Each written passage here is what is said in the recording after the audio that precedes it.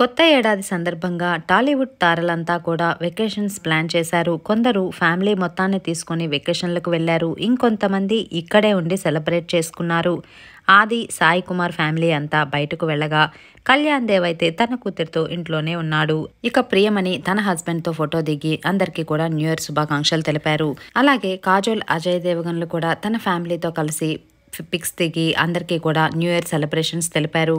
ఆది పినిశెట్టి, నిక్కీ గల్రాని కూడా cute photos దిగి ఇలా బయటకు వెళ్ళి సందడి చేశారు. ఇక రవితేజ వచ్చేసరికి తన పెట్తో ఆడుకుంటూ ఫొటోస్ దిగి అభిమానులందరికీ కూడా న్యూ ఇయర్ విషెస్ చెప్పారు. ఇక మహేష్ బాబు తన భార్య నమ్రతతో అలాగే తన ఫ్యామిలీ మెంబర్స్తో పిక్స్ దిగి న్యూ ఇయర్ వేడుకలు అయితే జరుపుకున్నారు. ఇప్పటివరకు మీరు చూసిన ఫ్యామిలీస్లో ఏ ఫ్యామిలీ మీకు బాగా నచ్చిందో కింద కామెంట్ సెక్షన్లో కామెంట్ చేయండి. అలాగే వీడియో నచ్చితే ఒక లైక్ చేయండి. మరిన్ని అప్డేట్స్ కోసం ఛానల్ని సబ్స్క్రైబ్ చేయండి. Thanks for watching.